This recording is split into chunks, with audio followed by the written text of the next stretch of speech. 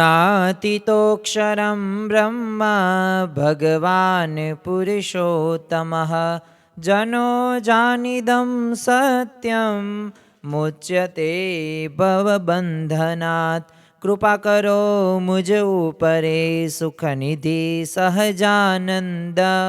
गुण तमाय रागाववा बुद्धि आपजो सुख कंद। गुण तमाय रागाववा बुद्धि आपजो सुख कंद।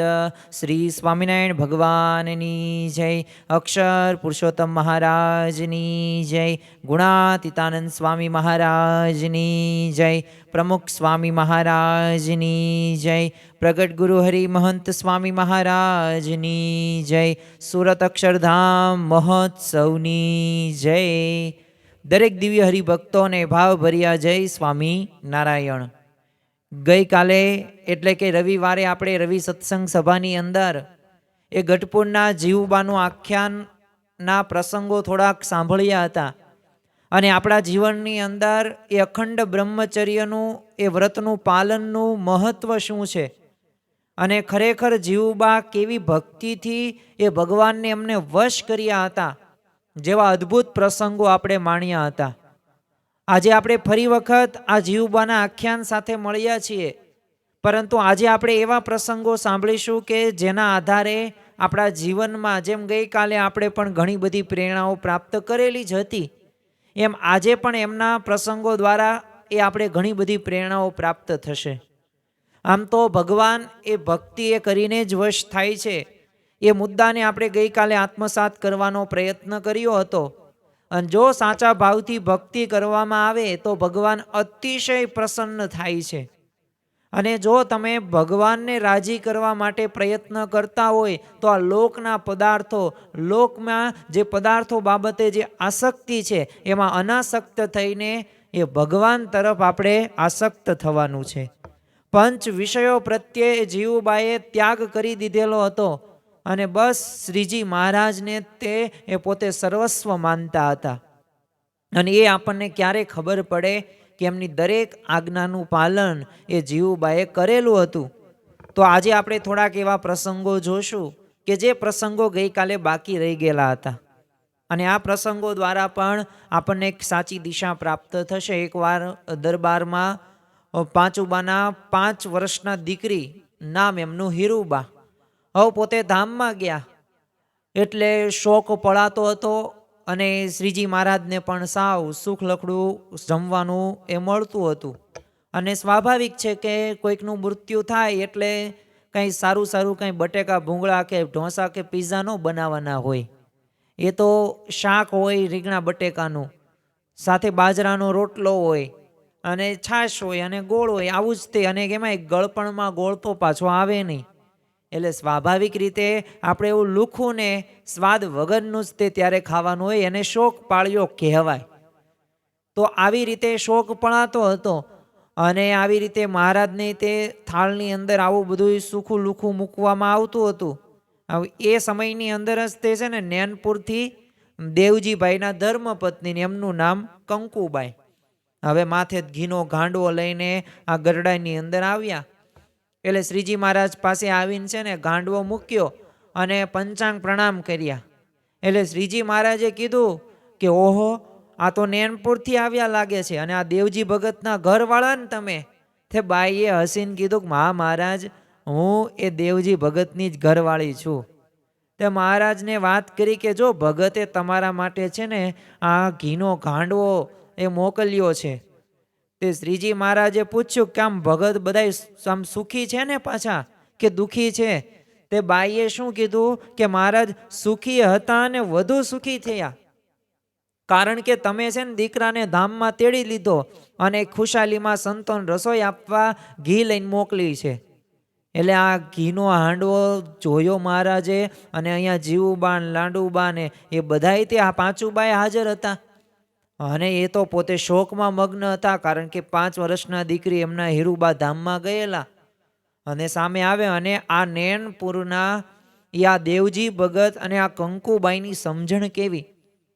આ તકે આપણે એમનો પ્રસંગ યાદ કરવો પડે કે જ્યારે એનો જુવાન એવો દીકરો ધામમાં ગયો ત્યારે આ બંને ગોષ્ઠી કરી કે જો હવે આ દીકરો તો ધામમાં ગયો છે અને સુખેથી ભગવાનનું ભજન કરતો હશે ને મૂર્તિનું સુખ લેતો હશે, હવે અહીંયા બધા આપણા સગાવાલા અને ગામના બધા આવશે, રોક અકળ કરશે ને આપણે જાતે કરવું પડશે. અને જો આપણી ભક્તિ એટલી ઓછી થશે એટલે જો હું ખેતરે જાઉં છું ત્યાં તો કોઈ આવશે નહીં, અહીંયા આપણી ડેલીએ તાળું મારેલું હશે એટલે બધાને ખબર પડી જ જશે કે અહીંયા કોઈ હાજર નથી, એટલે કોઈ એવો ખરખરો સગાવાલા આવશે નહીં. અને તું જો આ ઘીનો હાંડવો ભરીને છે ને ગઢડા જ્યાં અને શ્રીજી મહારાજને એ રસોઈ આપજે. હવે અને આ દેવજી ભગત પાછા વાડીએ ખરેખર જાય છે ને ત્યાં ભગવાનનું અખંડ ભજન કરે છે, અને આ બાજુ ચાલીને નેનપુરથી એ ચાલે છે ગઢડા એ આ કંકુબાઈ. અને આવી રીતે આ ગાંડલો લઈને આવે છે. વિચાર કરો કે જેના ઘરની અંદર જુવાન દીકરાનું મૃત્યુ થયું હોય તો એને આવી સમજણ આવે? એને આવી સમજણ આવે નહીં. અરે આપણે તો કોઈક એવા સગાવાલાના અંતિમ સંસ્કારમાં ગયા હોય ને અને એ મુક્તિધામની અંદર બેઠા હોય ને ત્યારે આપણને સાંખ્યનો વિચાર આવે. આ લોકના બધા આવું જ છે, ગમે એટલું ભેગું કરીએ ને તોય કાંઈ ભેગું થતું નથી ને કોઈ સગા સંબંધી કાયમ રહેતા નથી.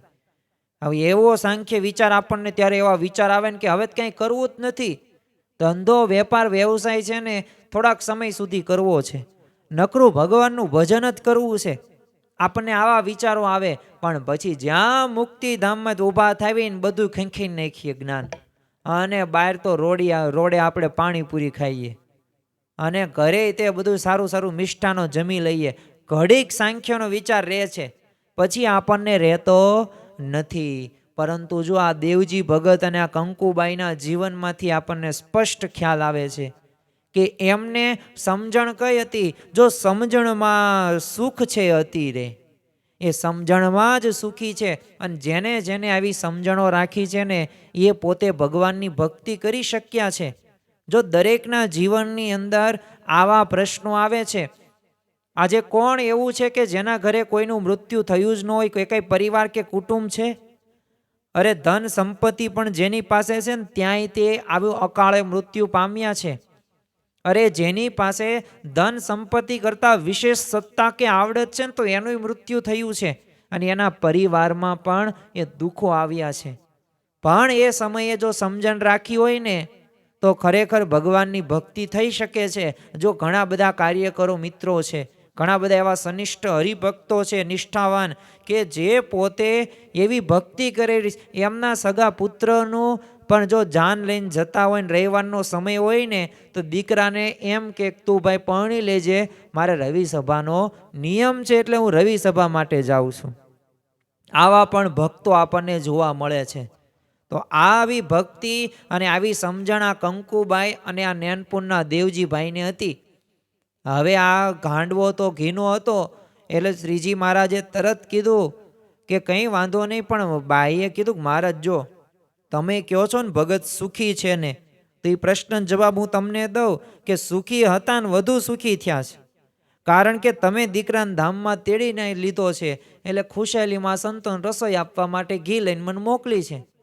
અને આ ઘીના ગાંડવા ઉપર તો હાથ મૂકીને શ્રીજી મહારાજ મંદ મંદ હસતા હતા અને જીવુબાન પાચુબાન કીધું કે આ ગાંડવો છે ને હમણાં રાખી મૂકો, આપણે હીરુબાનો છે ને શોખ ઉતરી જાય ને પછી આનો ઉપયોગ આપણે કરજો.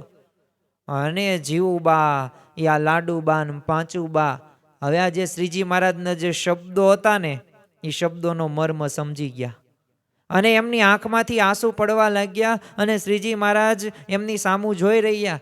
અને પછી જીવુબાએ ખોળો પાથરીને માફી માગતા કીધું મહારાજ અમારા ગુના માફ કરો, આપનો સંબંધ થયો, વાતો સાંભળી તો પણ અમારો દેહ ભાવ મમત્વ વગેરે કંઈ ટળ્યા નથી અને અમે તો આ દેવજી ભગતને આ કંકુબાઈના ચરણની રજ જેવા પણ નથી, એવી સમજણ પણ નથી.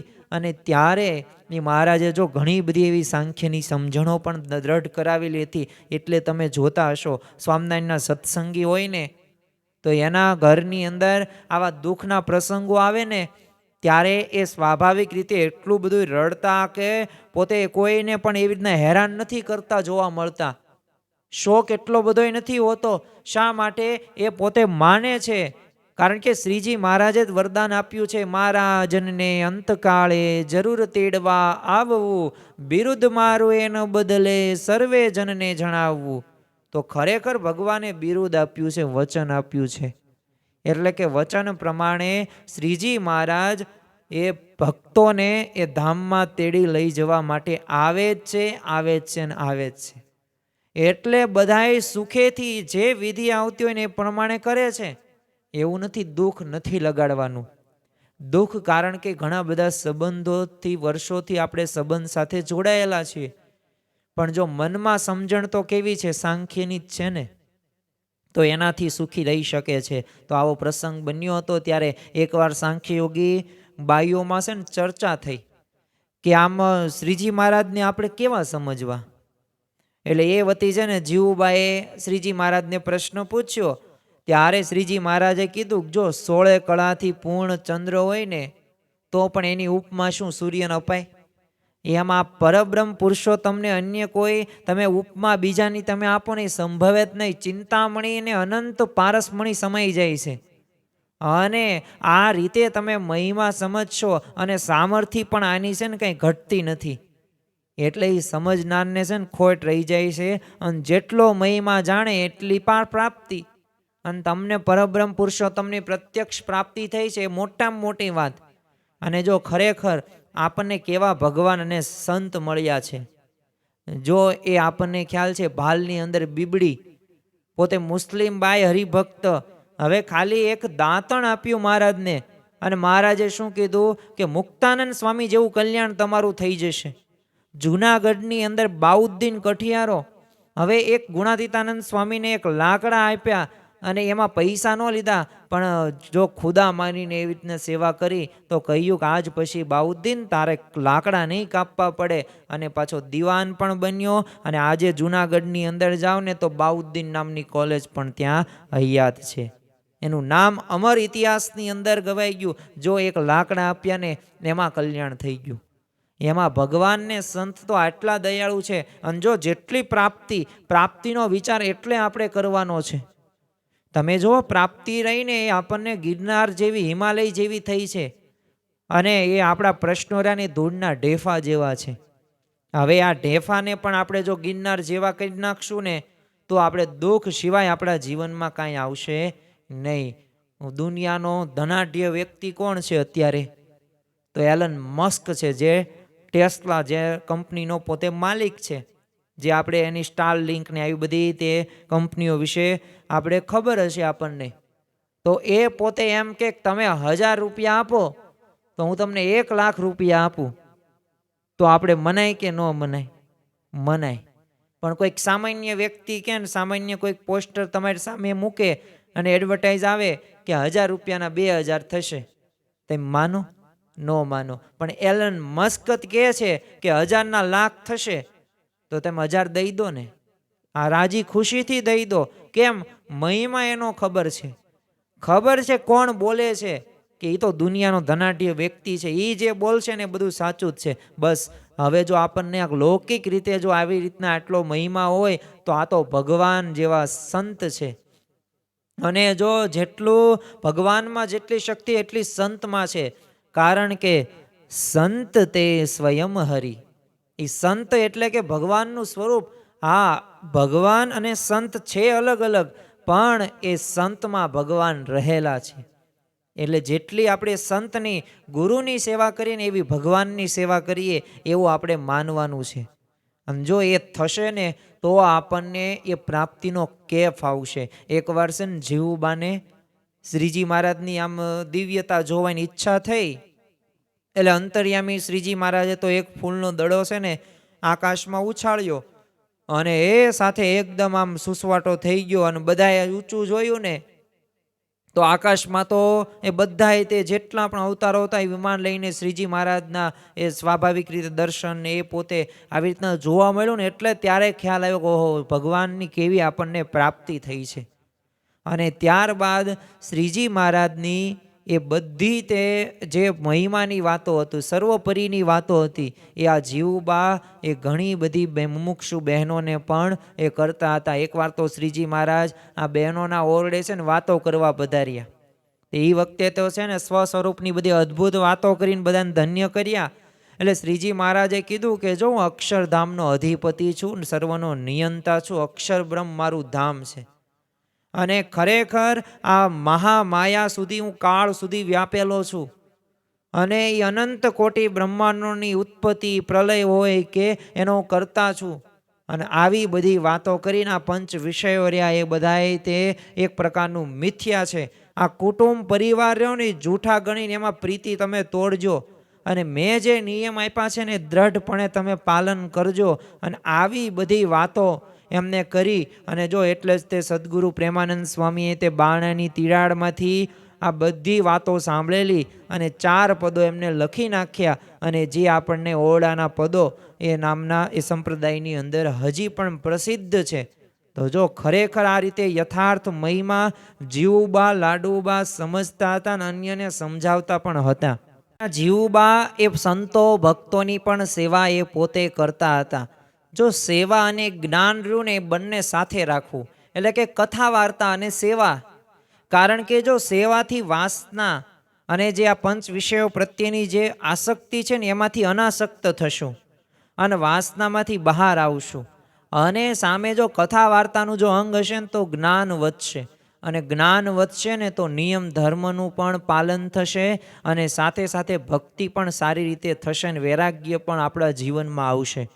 એટલે જ્ઞાન એટલે કે કથા વાર્તા અને સાથે સાથે સામે સેવાનું પણ અંગ એક રાખવું ખૂબ જરૂરી છે. નકરી કથા વાર્તા સાંભળીએ તો જ્ઞાન વધે, પણ સામે પાછો એ આપણામાં રહેલી વાસના કે પંચ વિષયો પ્રત્યેની આસક્તિ એ હજી પાછી એમાં જ બહાર ન આવી શકીએ. તો એ આ જીવુબાને તો વિશેષ સેવાનું પણ અંગ હતું. એક વખત છે ને વેલડામાં બેસીને જીવુબાન લાડુબાન રાજબાઈ હતા એ કાર્યાણીથી છે ને આવતા હતા. તે રસ્તામાં છે ને મોટા અખંડાનંદ સ્વામીને આમ અતિશય ઝાડા થઈ ગયા. એટલે ચાલવા માટે પોતે અશક્ત હતા. એટલે એ તો બેસી પડ્યા હતા. એટલે આ જોઈને છે ને 3 બાઈઓએ વેલડામાંથી નીચે પેલા ઉતરી ગયા અને પોતે કીધું જો આમાં તમે બેસી જાઓ અને અમે ચાલીને આવીશું. અને અખંડાનંદ સ્વામીને એ વેલડામાં બેસાડે છે અને પોતે ચાલીને આવે છે. તો તમે જીવુબા પછી ચાલીને ગઢડાએ આવ્યા ને પગમાં ફોલ્લા પડી ગયા. અને આ પ્રસંગથી શ્રીજી મહારાજ એટલા બધા અત્યંત પ્રસન્ન થઈને કહે છે કે સંતની સેવા રહીને એ જ મારી સેવા છે. અને આવું કોઈથી થાય નહીં. કારણ કે આપણને સુવિધા મળે ને તો આપણે સુવિધાનો લાભ લઈએ.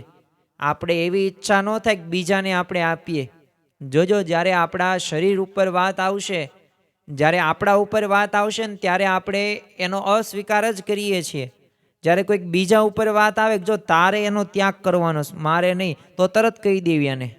એટલે આપણું છે ને વૃત્તિ આવી છે, પણ જો આવા ભક્તોની વૃત્તિ આવી જોવા મળે છે. એકવાર તો સુરા ખાચર લોહિયામાં વસંત ઉત્સવ કરવા માટે છે ને શ્રીજી મહારાજને તેડવા માટે આવેલા. તે શ્રીજી મહારાજે છે ને જીવુબાને કીધું કે જો અમે ઉત્સવ કરવા જઈએ છીએ, અમારી મૂર્તિને છે ને તમે અંતરમાં સંભાળજો. તે જીવુબાએ તરત કીધું કે મહારાજ જો સંભાળવાનું ક્યાં છે, જીવમાં જ આપ વિરાજો છો. એટલે 3 અવસ્થાની અંદર આપના સિવાય બીજું કંઈ નજરમાં જ આવતું નથી. જો સ્વપ્ન, સુષુપ્તિ અને જાગ્રત આ 3 અવસ્થા છે. આ 3 અવસ્થાની અંદર એ આપણને ભગવાનની મૂર્તિનું સુખ આવવું પડે. ઘણી બધી વખત આપણને એવો એક પ્રશ્ન થાય છે, આટલા બધા સમયથી સત્સંગ કરીએ, આટલા બધા દરરોજ દર્શન કરીએ છીએ ભગવાનને સંતના, છતાં પણ આપણને એ મનની અંદર અને આ 3 અવસ્થાની અંદર એ આપણને તો જાગ્રતમાં પણ ભગવાનની મૂર્તિ નથી યાદ આવતી. તો આનું કારણ શું? કારણ એક જ તે કે આપણે હજે લોકના ભોગ વિલાસમાંથી બહાર આવ્યા નથી. આ પંચ વિષયોની અંદર આપણે એટલા બધા ગરકાવ થઈ ગયા છીએ ને, તો એના લીધે આપણે જે જગ્યાએ જે રીતે કામ કરવાનું, જે સમયે જે થવું પડે ને એ કરી શકતા નથી. અને શ્રીજી મહારાજે પોતાના સંતોને તે વિવિધ કઠણ જો વ્રતોમાં આવતા અને એવી કસડીની અંદર પસાર કરતા. મહારાજે 114 પ્રકરણો ચલાવ્યા, તો એમાંથી 111 પ્રકરણો અંદાજિત એ પરમહંસો સંતો પ્રત્યેના હતા. અને પાછા એટલા બધા અઘરાય તે તો એ જોઈને છે ને આ ગૃહસ્થ હરિભક્તો પણ ત્યાગીઓ પ્રત્યે આત્મબુદ્ધિ હોવાથી આ બધા વ્રત પાળતા હતા. તો એમાં પણ લાડુબાન જીવુબાન બાઈઓ પણ છે ને એક શિંગોડું કે પળી પાણી પીને જ રહેતા. તે જ્યારે આ વાતની ખબર પડી ને એટલે શ્રીજી મહારાજની આંખ તો ભીની થઈ ગઈ અને શ્રીજી મહારાજે બધા સંતોના વ્રત હતા એ બધી પછી સમાપ્ત કરાવી નાખ્યા. તો જો આવી આત્મબુદ્ધિ સંતો ભક્તો પ્રત્યે જ્યારે આવી આત્મબુદ્ધિ થઈ જાય ને તો એમનું દુઃખ રહ્યું ને તમારું દુઃખ થઈ જાય. ઓટોમેટિક એ ભગવાનનું આપણે ભજન કરી શકીએ. એકવાર શ્રીજી મહારાજ તાંબડીમાં છે ને દૂધપાક લઈને સંતો એને પંગતમાં પીરસવા નીકળ્યા. તો બ્રહ્માનંદ સ્વામીનું પત્તર છે ને દૂધપાકથી ભરી દીધું. તો પછી તાંબડીમાં વધેલો બધો દૂધપાક હતો એ બ્રહ્માનંદ સ્વામી માથા ઉપર રેડ્યો. તે બ્રહ્માનંદ સ્વામી તરત કીર્તન બોલ્યા કે લઈ દૂધ દહીંના ગાંડવારે માથે ઢોળે માવ. અને શ્રીજી મહારાજના આ કીર્તન સાંભળીને એ દૂધનું દોણું લેવા ગયા ને એ લઈને આવતા હતા ને ત્યાં જીવુબાઈએ છે ને દોણાનો કાંઠો પકડ્યો ને બોલ્યા કે આ સંતોને જમાડો, સારી પેઠે જમાડો, પણ કાંઈ ઢોળવા માટે દૂધ ભેગું નથી કર્યું. પરંતુ જો શ્રીજી મહારાજે તો દોણાનો કાંઠો છોડ્યો જ નહીં. જીવબાએ પણ બળ કર્યું ને માટલું ફૂટી ગયું. એટલે શ્રીજી મહારાજ અંદર લઈને છે ને બીજું દોણું લઈને આવ્યા અને પીરસવા પધાર્યા. અને આવી લીલાઓ તો એ દાદા ખાચરના દરબારની અંદર એ ઘણી બધી વખત શ્રીજી મહારાજે કરેલી હતી. જો આ દરેક લીલાઓ રહીને જો એમાં દિવ્ય ભાવ આપણે રાખવાનો છે, પણ જો એમાં મનુષ્ય ભાવ જોવા જશું ને તો આપણે ભગવાનને પામી નહીં શકીએ. ભગવાનની દરેક ક્રિયા એ દિવ્ય છે. તમે જો શ્રી કૃષ્ણ ભગવાન તો એમને કંઈ માખણ કે મિશ્રીની એ કંઈ જરૂર નહોતી. એ પોતે ધારે એવા સમર્થ હતા, પણ જો એમને લીલાઓ કરેલી છે. એ મહાભારતના યુદ્ધની અંદર એ પોતે ક્યાં સારથી બનવાની જરૂર જ હતી, પણ એક એમની લીલા હતી. એ પોતે ભાગ્યા છે રણ મેદાનની અંદર, એટલે જ તેમનું નામ એક રણછોડ રાયજી પડ્યું છે. તો એમની એક લીલા હતી. એ ધારે તો સુદર્શન ચક્ર દ્વારા એ કૌરવોની આખી સેનાનો વિનાશ કરી શકે, પણ ન કર્યો. એ એક એમની લીલા હતી. રામ ભગવાનનું તમે જુઓ ચરિત્ર તો એ તમે જ્યારે સીતા માતા નહોતા તો એ તો બધું જાણતા જ હતા. એ તો ધારે સમર્થ હતા, પણ જો પોતે એવી લીલા કરી, પોતે રડ્યા છે. સીતા સીતા સીતા એવી રીતના કઈ કઈ વનની અંદર પોતે શોધખોળમાં ગયા છે. તો એમની એક લીલા હતી. એમ સ્વામિનારાયણ ભગવાને પણ એવી ઘણી બધી લીલાઓ કરેલી છે, મનુષ્ય ચરિત્રો કર્યા છે. પરંતુ આ દરેક મનુષ્ય ચરિત્રોમાં એ દિવ્ય ભાવ રાખવાનો છે. જો જ્યારે ભગવાન કે ભગવાન જેવા સંત આ ધરા ઉપર, આ પૃથ્વી ઉપર આવે ને, મનુષ્ય જેવા થાય ને, ત્યારે એમને પણ 5 જ્ઞાનેન્દ્રિયો, 5 કર્મેન્દ્રિયો, 11મું મન એ પણ પોતે સ્વભાવો એવા ધારણ કરે છે. પણ આપણે એને મનુષ્ય નથી જાણવાના, એ જ મોટું અજ્ઞાન છે. એ જાણશું એટલે અજ્ઞાન. પણ જો એને આપણે દિવ્ય ચરિત્રો, એમના એક લીલાઓ છે, જો આ આપણે સમજશું ને. બાકી જો અત્યારે આ જે આપણે વાત કરી પ્રસંગ કે જે આ કાંઠો દોણાનો હતો એ છોડ્યો જ નહીં, અને એક ખેંચતાણ થઈ જીવુબાન શ્રીજી મહારાજ વચ્ચે, અને પાછો ઘડો હતો એ તો તૂટી ગયો અને બધું ઢોળાઈ ગયું. તો એમાં શ્રીજી મહારાજ પણ જો ધારે શ્રીજી મહારાજે આવી લીલાઓ કરેલી છે. એકવાર શ્રીજી મહારાજ વિચરણ કરવા માટે નીકળેલા તો માણકી ઘોડી ઉપર વિરાજ્યા. એટલે અચાનક એમને શું કીધું, મોટી બા અમને છે ને ભૂખ લાગી છે. તે મોટી બા એટલે કોણ? જીવુબા. તે જીવુબાએ દહીંનું છે ને દોણું લાવીને શ્રીજી મહારાજને આપ્યું, અને શ્રીજી મહારાજે ઘોડીના કાંઠા ઉપર દોણું રાખીને દહીં જમવા માંડ્યા. તે સુરા ખાચર ને બધા કાઠીઓ હતા, એમને ખબર પડી ગઈ એટલે તરત તે પોતાના ઘોડા ઉપરથી ઉતરીને છે ને શ્રીજી મહારાજ ફરતે આમ ટોળું વળ્યા. શા માટે? પ્રસાદી લેવા માટે. તે શ્રીજી મહારાજે કીધું કે અમારે કોઈને પ્રસાદી આપવી નથી. તો બોલો, સ્વાભાવિક રીતે પ્રસાદી ન આપી અને એ દોણું હતું ને એ પૃથ્વી ઉપર પછાડીને ફોડી નાખ્યું. તે દહીં તો ઉડ્યું અને પોતાના બધાના બીજાના વસ્ત્રો હતા ને એ દહીંવાળા થઈ ગયા. જો આ લાગે આપણને મનુષ્ય ચરિત્ર, પણ આ એક એમનું દિવ્ય ચરિત્ર છે.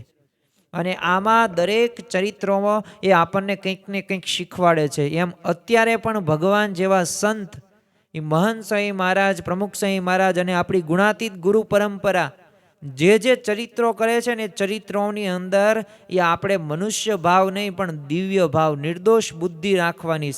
ઉત્તર ગુજરાતની બાઈ હરિભક્તો હતી, તો એમાં જમકુ જે જતનફઈ હતા, મુખ્ય હતા, તો એમને ઘણું બધું કીધું કે આ તમારી મહાબળવંત માયા છે, એમાં અમને ઉગારો. પણ છેલ્લે જો મહારાજે શું કીધું, ઓલ ઇન વન એક સમાધાન આપ્યું કે મારામાં છે ને તમે નિર્દોષ બુદ્ધિ રાખજો.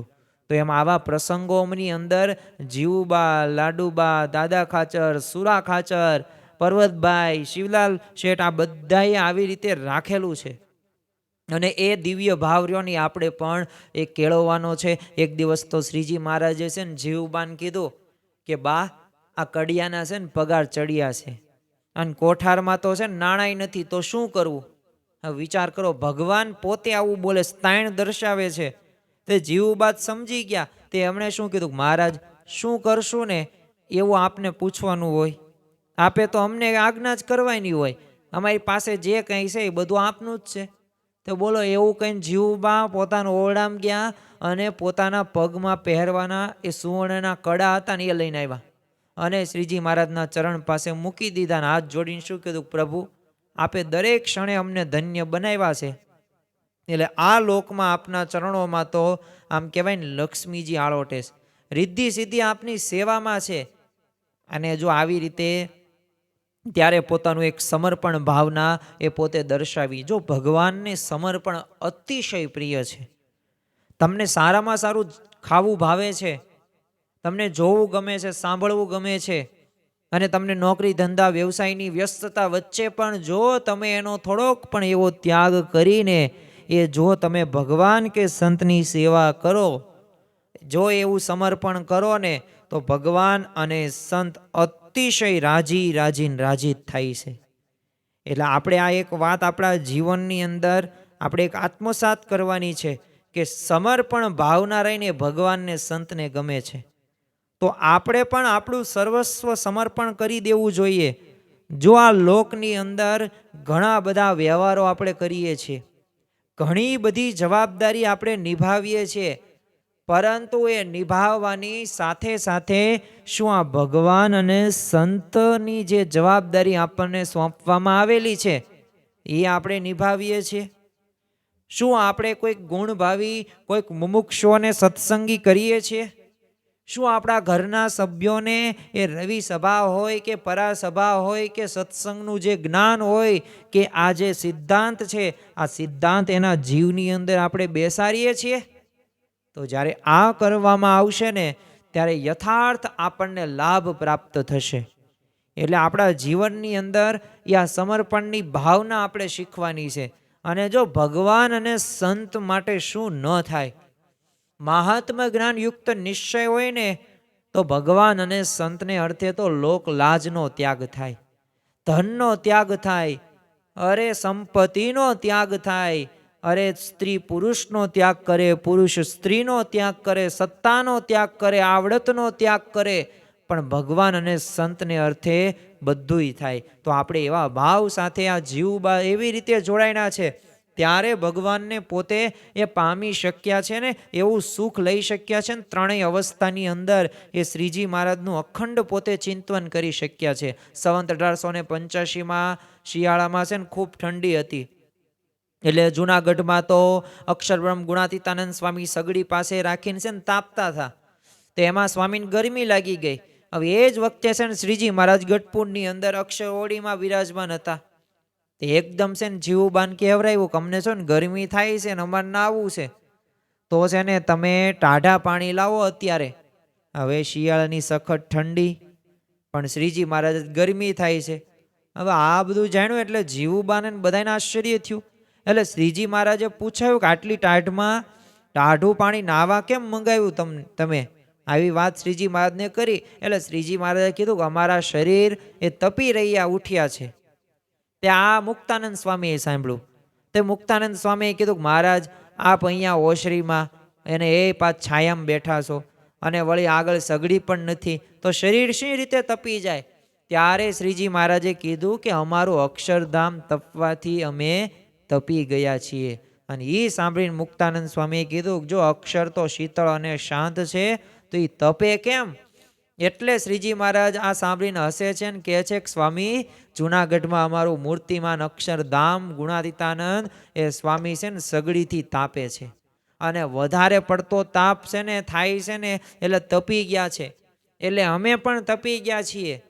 તો ઠંડુ પાણી પછી તો મગાવ્યું અને શ્રીજી મહારાજેને સ્નાન કરાવ્યું અને પછી શ્રીજી મહારાજે કીધું કે હવે અમને સુવાણ થઈ. અને આ પ્રસંગ પછી એ જીવુબાને પણ ગુણાતીતાનંદ સ્વામીનો જો અધિક મહિમા એ સમજાઈ ગયો. ખરેખર આપણને અક્ષરબ્રહ્મ ગુણાતીતાનંદ સ્વામીની જ્યારે વાતો સાંભળીએ ને ત્યારે તે આપણને એક શાંતિનો અનુભવ થાય છે, એક સાચું જ્ઞાન પ્રાપ્ત થાય છે. અરે સદગુરુ ગોપાલ સ્વામીએ શિવલાલ શેઠને એ પોતે અંતિમ એમનો સમય હતો ત્યારે આજ્ઞા કરેલી કે જો તારે છે ને વ્યવહાર અને મોક્ષ બંને જો સુધારવો હોય ને તો જુનાગઢ જજે અને ગુણાતીતાનંદ સ્વામીનો સમાગમ કરજે. અને જો આ ગુણાતીતાનંદ સ્વામીની વાત એટલે કહેતા અક્ષર બ્રહ્મની વાત એ કંઈ નવી નથી. એ શાસ્ત્રોમાં પણ એ ઉપનિષદોની અંદર પણ લખેલું છે. એ શ્રીમદ ભગવદ્ ગીતાની અંદર પણ એ આ બ્રહ્મ અને પરબ્રહ્મની વાતો કરવામાં આવેલી છે. એટલે ખરેખર એ ગુણાતીતાનંદ સ્વામીનો મહિમા છે ને જીવુબાઈએ ત્યારે દ્રઢ કરીને રાખ્યો. એક વખત છે ને મેમકાના પાનબાઈએ જીવુબાને છે ને પગે લાગીને પ્રાર્થના કરતા કીધું કે અંતકાળે છે ને મને તેડવા આવજો. ત્યારે જીવુબાઈએ તેને આશીર્વાદ આપ્યા અને કીધું જરૂર તેડવા આવીશ. અને નિષ્ઠાવાન આ સ્ત્રી ભક્તનું વચન અફળ કેમ થાય? તો અંતકાળે પાનબાઈએ ને જીવુબાઈએ અને શ્રીજી મહારાજે દર્શન આપ્યા અને પાનબાઈને અક્ષરધામમાં તેડી ગયા. તો આવા અલૌકિક ઐશ્વર્ય તે ભગવાન સ્વામિનારાયણે જો એમના સ્ત્રી ભક્તો દ્વારા એ પ્રગટ કર્યા છે. અને જો આ ભગવાન અને સંતના એક સ્પર્શથી, એક સંબંધથી એ તમારામાં કંઈ પણ હોય નહીં ને, અરે અહીંયા તો કેવું છે કે તમે મૂંગા છો ને તોય તે વેદો ભણો ને, શાસ્ત્રોનો સાર કાઢી નિષ્કર્ષ કયો, એવા ભગવાન અને સંતનો આ પ્રતાપ છે. અને એમના પ્રતાપ થકી જ તે આપણા જીવનમાં પણ એક સાચું જ્ઞાન આપણે પ્રાપ્ત કરી શકીએ છીએ. અને એવા અલૌકિક ઐશ્વર્ય એમના બળથી જ આપણને મળે છે. એવા ભગવાન અને સંતની આપણને પ્રાપ્તિ થઈ છે. આ મહિમાનો વિચાર આપણે રાખવો જોઈએ. આમ તો જો શ્રીજી મહારાજે અખંડ સુખી રહેવાના જે 6 વિચારો છે, એ પછી પ્રાપ્તિનો વિચાર હોય, મહિમાનો વિચાર હોય, કરતા હરતાપણાનો વિચાર હોય, સાંખ્ય વિચાર હોય, પછી રાજીપાનો વિચાર હોય. તો એમ આ બધા વિચારો કરવાથી એ આપણા જીવનની અંદર એક શાંતિનો, એક સુખનો અને એક રાજીપાનો એક વિચાર સાથે જો કરવામાં આવશે ને તો અવશ્ય આ બધું આપણને પ્રાપ્ત થશે જ. તે ભગવાન સ્વામિનારાયણ જો ગઢપુરમાં વિરાજમાન હતા ત્યારે જીવુબા શ્રીજી મહારાજ માટે છે ને પાણી લાવવાની સેવા કરતા. એટલે ત્રાંબાની ગાગર અને લોટા વગેરે આમ સુંદર રીતે ઉટકે, ઉન્મત્ત ગંગાનું આમ પાણી રહ્યું એ ઘાટા વસ્ત્રથી ગાળીને તૈયાર રાખે. અને લાડુબા રસોઈની તમામ સામગ્રી તૈયાર કરે. પાંચુબા શ્રીજી મહારાજ માટે છે ને રસોઈ થાય ને ત્યાં ગાયના છાણથી આમ ચોખ્ખો કરે. અને નાની બા શ્રીજી મહારાજ જમે રહે પછી તે સ્થળે અબોટ કરી લેતા. એટલે દાદાની બંને માતાઓ સોમાદેવી, સુરપ્રભા દેવી એ પાછી અક્ષર ઓવડી વાળીને અને પાછું લીપીને પાછું સ્વસ્થ રાખતા. એટલે આમ આપણે કહી શકીએ ને કે આ દાદા ખાચરનો જે આખો દરબાર રહ્યો ને, એ જે પરિવાર રહ્યો ને, એ પરિવાર એટલો બધો સમર્પિત હતો ને કે એમને આધીન, એમને વશ થઈ ગયા હતા શ્રીજી મહારાજ. શ્રીજી મહારાજને એ ઈચ્છા થાય જ નહીં બીજે જવું, કારણ કે દાદા ખાચર તો એવું સમર્પણ ભાવથી જોડાયેલા જ હતા. સાથે સાથે એમનો આખો આ પરિવાર રહ્યો ને, આ પરિવાર પણ એટલો જ વિશેષ જોડાયેલો હતો. એટલે આ રહીને એક જો ખરા ભક્તની, એક ખરા ભક્ત મુમુક્ષુઓની પરિવારની એક મુમુક્ષુતા આપણને ખપ જોવા મળે છે. જો ખપ અને મુમુક્ષુતા હોય ને તો આપણે સહેજે સહેજે સેવા થઈ જાય, ખબર પણ પડે નહીં. આપણને એવો વિચાર ન આવે કે આ નકરું માગ કરે છે અને આ તો નકરું છે ને કે જ કરે છે, આ તો ઘસારો જ આપે છે. યોગી બાપા કહેતા કે આ લેના બેંક નથી, દેના બેંક છે. અનંત ગણું કરીને આપે ને એવા સંત અને ભગવાન છે. એ તો આપણને સેવા આપે છે ને એ આપણી મોટી વાત કહેવાય. આમ શ્રીજી મહારાજે વિક્રમ સંવત જો 1861 અંદર ગઢપુર પધાર્યા અને 1886 સ્વધામ પધાર્યા.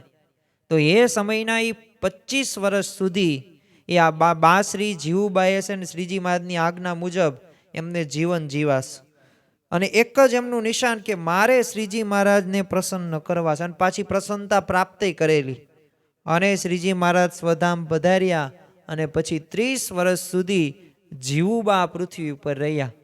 મુમુક્ષુ બહેનોને ભગવાનની કથા વાર્તા સંભળાવીને આમ સત્સંગની સેવા પણ ઘણી બધી એ કરેલી. સંવંત 1887માં તે શ્રીજી મહારાજની હવે પ્રથમ સંવત્સરી પ્રસંગે અક્ષરબ્રહ્મ ગુણાતીતાનંદ સ્વામી છે ને ગઢડા પધાર્યા હતા. એટલે બોટાદના ભગા દોશી આ પ્રસંગે મોતૈયા લાડુની રસોઈ કરાવેલી અને જમવા સમયે તે દાદા ખાચરના દરબારમાં સંતો હરિભક્તોની પંક્તિ થઈને તો એ સમયે તો વાંસના ટોપલાઓમાં લાડુ લઈને સ્વામી પીરસવાલ પધાર્યા. તે પ્રેમાનંદ સ્વામી તો આથમણા બારના ઓવળાની ઓસરીમાંથી સાધુઓથી જુદા જમવા બેઠા હતા. તે એમણે પીરસતા પત્તરમાં છે ને એક ગુણાતીતાનંદ સ્વામીએ અધ્ધરથી લાડુ નાખ્યા અને એ જોઈને એ ગેલો દાધલ તથા એ બોટાદના હરિભક્તો એકદમ બોલી ઉઠ્યા કે સ્વામી, આ પ્રેમાનંદ સ્વામીને તમે અક્ષરધામમાં પણ વેગળા રાખશો ને? અને એ સાંભળીને ગુણાતીતાનંદ સ્વામીએ હસીને કીધું કે તમે સૌ સંતો તથા આ જે ભક્તો છો ને, આને આ રહ્યું અક્ષરધામ.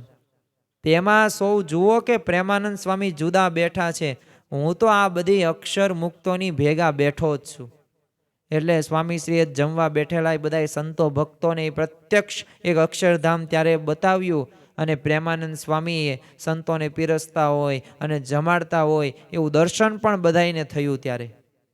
અને ખરેખર અનંત એક મુક્તોથી પણ વીંટાયેલો એક દિવ્ય સિંહાસન એ ઉપર પાછું વિરાજેલા શ્રીજી મહારાજે પણ સૌ સંતોને ઉદ્દેશીને કીધું કે આ પ્રેમાનંદ સ્વામી પણ અક્ષરધામના મુક્ત છે અને આ લોકમાં તો એ પોતે આ બ્રાહ્મણ કુળમાં એમનો જન્મ થયો, પરંતુ કાળ બળથી તાળ એ કુળમાં જઈ પડ્યા છે અને એ કુળમાં ઉછર્યા છે. માટે આપણે શાસ્ત્રમાં કહીએ એવા વર્ણાશ્રમમાં જે ધર્મ પાળવા રહ્યા ને એ બધી જુદી વ્યવસ્થા કરીએ છીએ, પરંતુ આ તો લોકનો ત્યાગ કર્યા પછી એમના બીજા મુક્તમ કાંઈ ભેદ રહેવાનું નથી. અને તો આ મોટી બાને કહી જ રાખ્યું છે ને કે વાસુદેવ નારાયણની જે પ્રસાદી હોય ને તે તેમના થાળમાં પૂરીને હંમેશા એમને મોકલવી. અને શ્રીજી મહારાજના શબ્દો સાંભળીને સભામાં બેઠેલા મોટી બાએ તરત કીધું કે હા મહારાજ, મારો દેહ રહેશે ને ત્યાં સુધી આપની આજ્ઞા પ્રમાણે હું તમને થાળ મોકલતી રહીશ.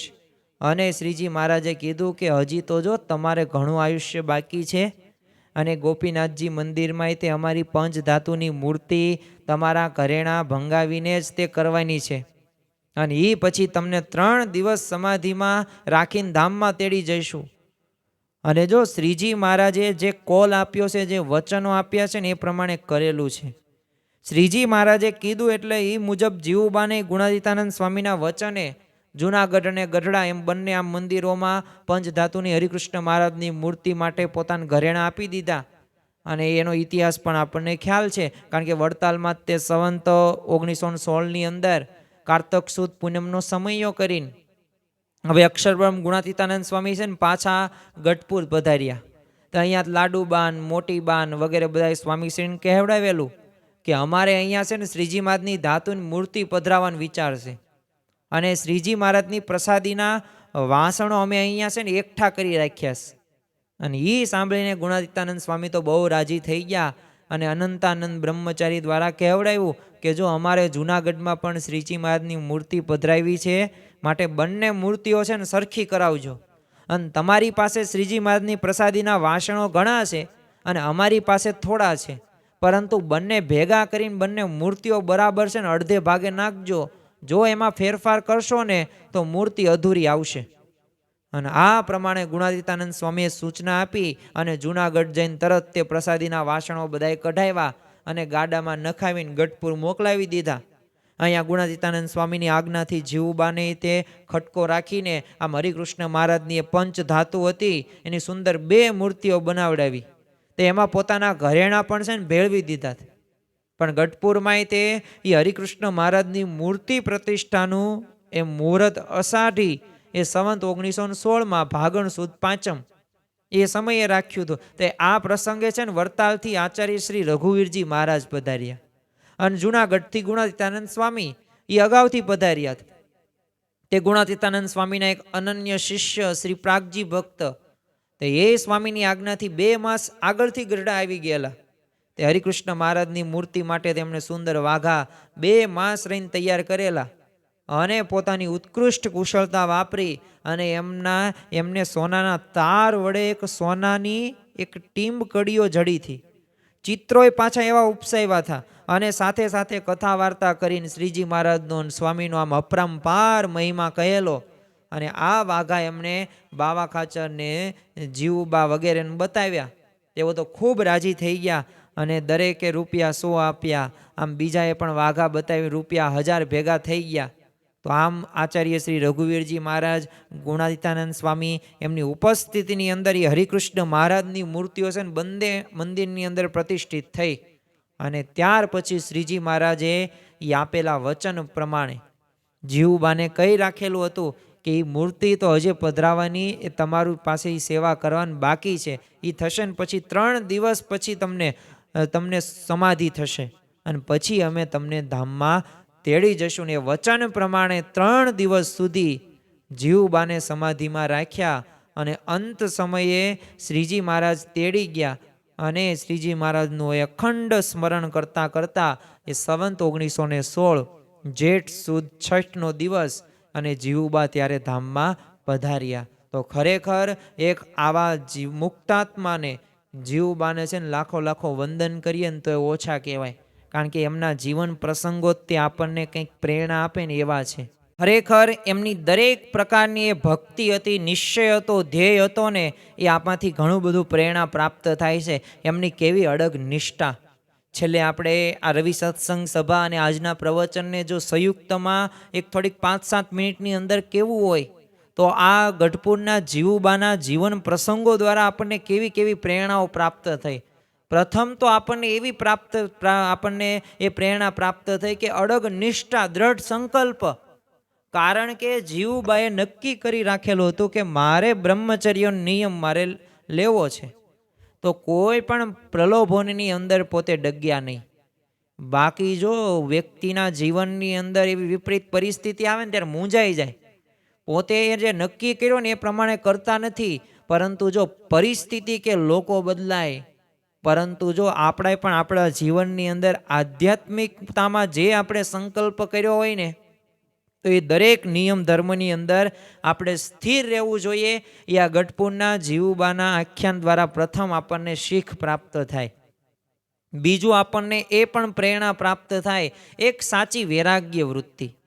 કારણ કે જો તમારી પાસે ધન સંપત્તિ, ખાણીપીણી, પહેરવી, ઓઢવું આવું બધું હોય પણ વૈરાગ્ય પાળવો બહુ અઘરી વાત છે. કારણ કે આ જીવુબા રાજવી પોતે વૈભવમાં રહેતા હતા પણ જો મીઠા વિનાનું, ગઈકાલે આપણે રવિ સત્સંગ સભાની અંદર વાત કરેલી હતી, મીઠા વિનાનું અન્ન, પાછું ભોય પથારીમાં એક સુવાનું સાદું એક જીવન એમને જીવ્યા છે. એટલે સાદગી એમના જીવનની અંદર એ આપણને જોવા મળે છે. તો જો આપણે પણ શું એમાંથી પ્રેરણા લેવાની છે કે વૈરાગ્ય રહ્યો ને એ બહારની વસ્તુઓ છોડવામાં નહીં, પરંતુ એ મનથી વિષયોથી એ છૂટવામાં જ સાચો વૈરાગ્ય કહી શકાય. અને એ વૈરાગ્ય વૃત્તિ રહીને એના લીધે જ આપણે ભગવાનને પામી શકીએ. બીજું આપણે એ પણ ખ્યાલ આવે કે એક ગઢપુરના જીવુબાના જીવનમાંથી કે એક આત્મજાગૃતિ છે, એક સ્વયં વિવેક છે. આજે તમે જો સૂચના ઘણી બધી દેવા છતાંય આપણા જીવનમાં કંઈ સુધારો નથી થતો. ઘણા બધી કથા વાર્તા સાંભળવાથી આપણે આગળ નથી વધી શકતા. કારણ કે વિવેક નથી, આત્મજાગૃતિની અંદરથી જાગવું પડે. કવિ લાડુદાનજીએ પૂછેલો એ પ્રશ્ન હતો, આમ વિકાર જાગે ને તો પાપ કોના માથે? હવે આ પ્રશ્ન જીવુબાએ લાડુદાનજીને કીધો, એ તત્વજ્ઞાન ભર્યો જ હતો. તો જો સાચો ભક્ત હોય ને એ ભાવુક તો છે પણ જો એ વિવેકી છે. કવિ લાડુદાનશ્રીને એમને સાંભળ્યા સૌ પ્રથમ તો, પછી પોતાની તત્વજ્ઞાન ભરી વાતો એમને કરેલી છે. અને કવિ લાડુદાનજીમાંથી એ પોતે બ્રહ્માનંદ સ્વામી રંગદાસ એમનું નામ પડ્યું. એટલે આ મોટામાં મોટી શીખ ગણી શકાય. વિવેક સાથે એ આત્મજાગૃતિ હોવી અને સામેવાળાને ખોટું લાગે નહીં એ રીતે વર્તવું ને એક મહાન વ્યક્તિની એક નિશાની છે. અને એ જીવુબાના આખ્યાન દ્વારા આપણને પ્રાપ્ત થાય છે. બીજું આપણને એ પણ શીખવા મળે કે ભગવાન પ્રત્યે કેટલો પરમ પ્રેમ હતો, કેટલી આત્મીયતા હતી, કેટલી આત્મબુદ્ધિ હતી. કારણ કે એમને કેવું કીધું કે હું તમારા દર્શન વિના અન્ન જળ નહીં જમું. હવે જો આપણને આ નિષ્ઠા દર્શાવે છે. એ ભગવાન જીવનું જો પ્રાણ છે અને એટલે ભક્તિ રહ્યો ને એ આપણે એક કંઈ રિવાજ નથી, પરંતુ જીવંત સંબંધ હોવો ખૂબ જરૂરી છે. એ આપણને આમાંથી પ્રેરણા પ્રાપ્ત થાય. બીજો તમે જુઓ કે સંતો કે ભક્તો કાંઈક એવો આમ સેવાભાવ એમની સાથે, એટલું જ નહીં, એ ફોલા પડ્યા ને તોય સંત સેવા કરવા પોતે ચાલીને જાય છે કારિયાણીથી ગઢપુરની અંદર. હમણાં આપણે પ્રસંગ જોયો અને એનું ફળ શું? તો શ્રીજી મહારાજે શું કીધું? સંત સેવા રહીને એ જ ભગવાન સેવા છે. તો આપણે પણ ભક્તો કે સંતોની એવી સેવા કરવી જોઈએ. અને આર્થિક રીતે તે શારીરિક રીતે જો તમે શરીરથી પોતે સેવા કેટલી બધી કરી, કડિયાના પગાર માટે પોતાના કડા ઉતારીને અર્પણ કરી નાખે, આર્થિક સેવા. તો આપણે એ જ સમજવાનું છે કે જે કંઈ આપણને એ મળ્યું છે ને ભગવાનનું જ છે. એટલે સેવા માટે ત્યાગ કરવાની તૈયારી આપણે રાખવાની છે. અને જો અપમાન કે મુશ્કેલી આવે ને તો એમાંય આપણે સ્થિર રહેવું.